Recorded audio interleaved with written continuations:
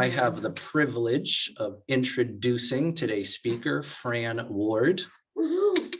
Yeah. Fran is an active chapel member, artist, and novelist. She has been a chapel member since May 29th, 2005. She has served as speaker, teacher, board member, and as a past president of the board. Fran is an avid supporter of arts and culture in the Hampton Roads area and has traveled to many other countries to present her art and teachings. She lectures on the arts and participates in cultural and spiritual exchanges while pursuing her own metaphysical path. She has authored the novels Travels with Ellen and Beyond the Drawbridge, and can best be described as written in the latest review of Travels with Ellen. Her life reads like a fairy tale. Fran's story is about empowerment and self-expression. There are elements of the magical and mystical woven right into the story.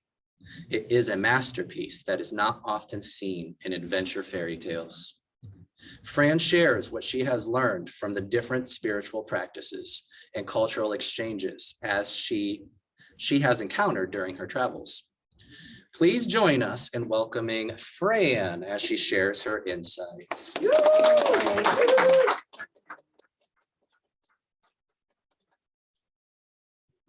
Thank you, Nolan. Happy Easter. Happy Easter. I'm Fran Ward. Microphone. I'm Fran Ward, and my topic today is Easter eggs, balloons, joy, and your personal resurrection. Technical difficulties here.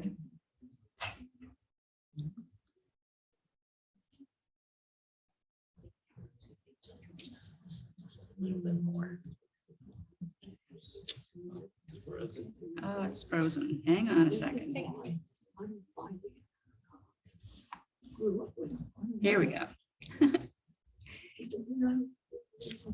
Thank you. You're so tiny. Yeah, she is. What a big spirit. Every year, everywhere, we all rise above on Easter. I believe it's a reward whenever we come together, especially today, the holiest day of the year. Are you surprised to learn it's the holiest day? I was. I've had the privilege of speaking at the chapel on Easter several times.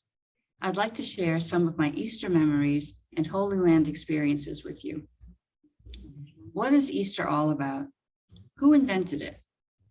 It has pagan origins in England in honor of the Teutonic goddess of spring, Estra. That's where the name originated.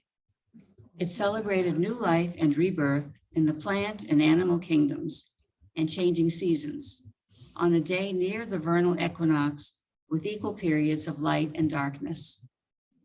Since it falls on a different date every year, it's called a movable feast.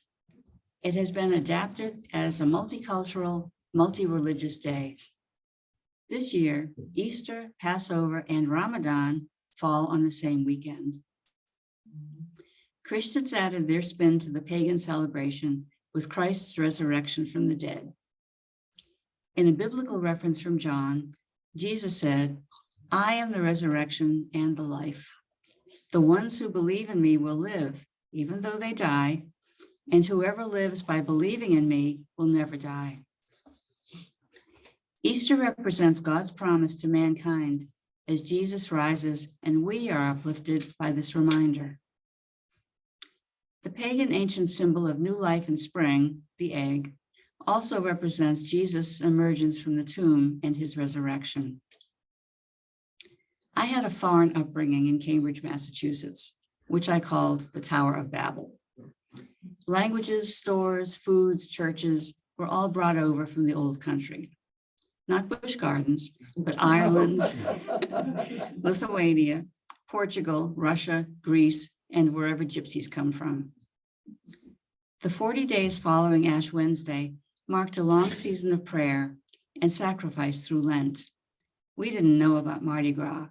We went straight for suffering, with meatless meals, Mass every morning, singing Gregorian chant in the choir, and walking the Stations of the Cross on Good Friday.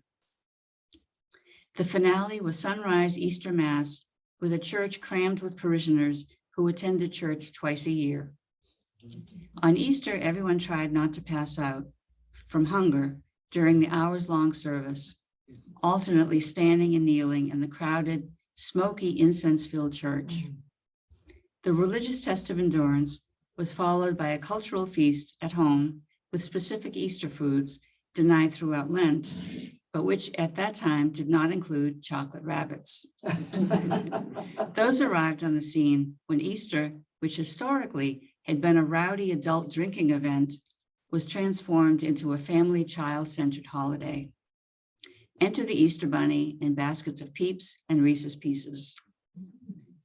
The cultural feast in homes included specific Easter foods depending on one's heritage. Colored Easter eggs were traditional for our Lithuanian breakfast egg wars. Other cultures had their special treats. Artistically decorated Ukrainian eggs were to be admired, not eaten. The Greek bakery had bread braided around red Easter eggs, representing Christ's death.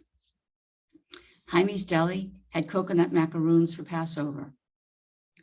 Butter at some dinner tables was crafted into the shape of a lamb to symbolize Easter, and the Lamb of God, a featured menu item. I like to share my international adventures at home and abroad. I loved the Crusaders. Watching the movie Kingdom of Heaven, I saw that Messina, Sicily, was the Crusaders' port of departure for the Holy Land. I had to go there.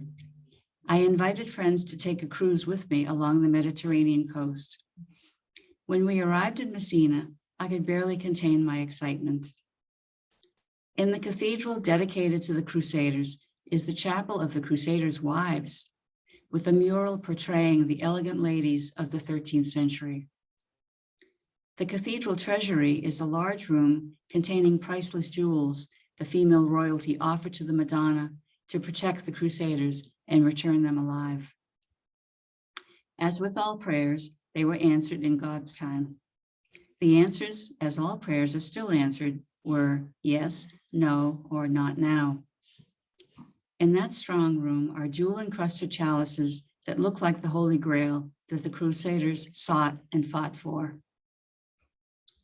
In Messina, I stood at the port overlooking the body of water the Crusaders would cross to fight the Moors, but I needed the opposing viewpoint too. The next year, I took a trip to Egypt. Jordan was so close, I made a side trip to Amman and Petra. I traveled to the shores I had seen from Messina. My heart and mind opened in Muslim territory in the Holy Land, the destination of Christian pilgrimage, and the Crusaders who sought to win it back from Muslims who had conquered it from the Christians. In Jordan, I saw the flip side of the Crusades at the Muslim castles. I learned about the Crusaders from the Muslim perspective. I kept apologizing for the atrocities the Crusaders, my former heroes, had committed in the name of a holy war. I have visited places in the Middle East of religious significance mentioned in the Old and New Testaments. In a Coptic church in Old Cairo, I had a sensory flashback to the incense-filled Easter ceremonies of my childhood. From Egypt, I went to Jordan, where I climbed to the top of Mount Nebo, where Moses saw the land of Canaan, the promised land, across the Jordan Valley. God had said he would not enter the promised land. Moses died on Mount Nebo.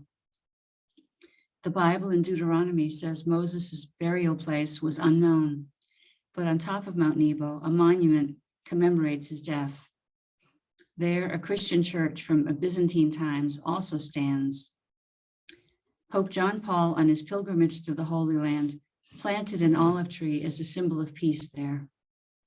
Pope Benedict visited the same site. Mount Nebo is also mentioned in the Bible as the place the prophet Jeremiah hid the tabernacle and the Ark of the Covenant in a cave. I stood at the pulpit of two popes on top of Mount Nebo, where Moses had looked in the direction of Jerusalem. Scanning the horizon, I could see Israel, Palestine, the Red Sea, the desert, the wilderness, and the mountains.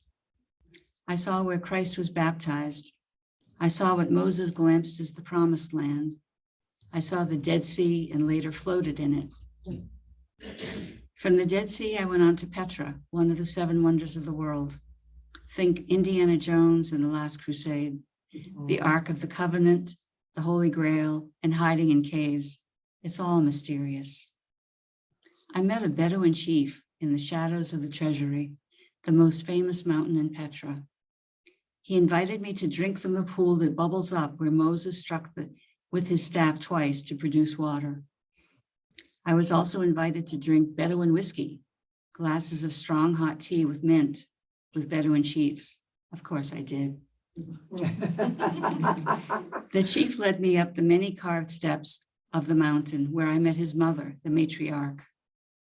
Then he took me to the caves. He was born in one. Whole families lived in them until recently when King Abdullah built a residential city for the Bedouins, where they now live in houses, not tents. My first donkey ride was through the desert there. I felt like Mary in the wilderness. Back to the caves. Every generation of a line of a family, living and dead, occupied a cave. The dead were buried in the caves in open pits, making the cave a mausoleum. The holes were filled in to level off the living quarters. They lived amongst their ancestors. There I was flooded with the powerful feeling that I had been St. Joseph of Arimathea, who gave his cave for Christ's burial. I've done my share of spelunking, caving. Caves are vertical or horizontal, wet or dry. I've been in caves in Mexico that are connected to caves in the US. It's the same in Jordan. All the caves in the Holy Land are connected. The proof is that they are used by gun runners. In Mexico, the caves were wet, muddy, and below ground. But in Jordan, they were dry in the desert and above ground. In Washington, D.C., the National Cathedral houses the Chapel of St. Joseph of Arimathea, over the burial crypt where many notable people, including Woodrow Wilson and Helen Keller, are buried. In legends, Joseph of Arimathea was a prominent figure who brought the Holy Grail to England, built the first church at Glastonbury, and figured into the Camelot tales. He is depicted in the chapel mural, dressed like a bishop, carrying the Holy Grail into the tomb where Christ had just been entombed. Legend has it that was the last time the Grail was seen. The Crusaders begin the search for that Holy Grail used at the Last Supper. Spiritually and culturally, these elements all connected for me into a religious experience. A symbol of Easter is the egg. Except in Washington Cathedral, their balloons signify resurrection, hope, and joy. The Pope has even replaced doves with balloons as the Vatican symbol of peace. Caves are connected, and I know the mountains of the world are also connected in spirit. One morning in Petra, I saw the sun rise over the mountains. The wind was howling and whistling, and I had a flashback in memory of another religious experience in Barcelona, Spain, to see the Black Madonna at Montserrat. I saw that the rock formation of the mountain outside had the same outline as the carved statue of the Black Madonna inside the cathedral. In the mountains at Petra, I saw and heard and felt the universal connection. What does any of this have to do with my promised theme of your personal resurrection? Today is the day to rise up from where you were and repurpose yourself. Christ did it, alive, then dead, then alive, the greatest miracle of all time. Can we do that? Yes. Everything is connected. Caves, mountains, and ourselves. Like the Trinity, body, mind, and spirit are linked. Change one and change all three. Pick one. There is no New Year's resolution pressure. This is a matter of following in Christ's footsteps. He showed us if he can do it, we can too. We don't have to die first. We can rebirth ourselves and rise above. We can resurrect any aspect of ourselves anytime we wish. Easter is the perfect time to just do it. Isn't it time that we used up the old me and let the new me have a turn? Haven't we worn out some weary excuses? Let's get on with the new program. We can keep anything of value. Keep the good, toss the toxic and the bad aspects. Enough overindulgence. Enough is enough. Let's focus on the strengths and toss the weaknesses. How is any of this spiritual? The spiritual is the unseen. We can call on the unseen to help us refashion ourselves. Trust the life and messages and experience you have been given and guided through. Pray, meditate. Prayer is asking, meditation is listening. In case you're heading off your path, it's okay. Reassess. What is the right path for you? Take it. Ask for help to step out of your comfort zone. It's time to be a better person. Can you do that? Yes. We don't know who we can be, but let's use Easter and the resurrection as our examples. Trust the new you. Make yourself over spiritually. Will there be doubting Thomases in your life that you can? Count on it. But your belief in yourself is what really counts. Change is possible. Here's another biblical reference from John. Beloved, now, children of God are we, and it was not yet manifested what we shall be. And we have known that if he be manifested like him, we shall be, because we shall see him as he is. Who do you want to be? You can be it. Don't choose someone else's life. Choose the next and best version of you. It's the real deal promised by the greatest makeover artist of all time. We shall see him as he is. We shall see ourselves as we have become. I can't wait to see who we are. Thank you for letting me share my layers of Easter with you. I know that you have a life of puzzle pieces too. Somehow they will start to fit in place. I wish you peace, joy, and hope for the best Easter ever. Thank you. Yeah.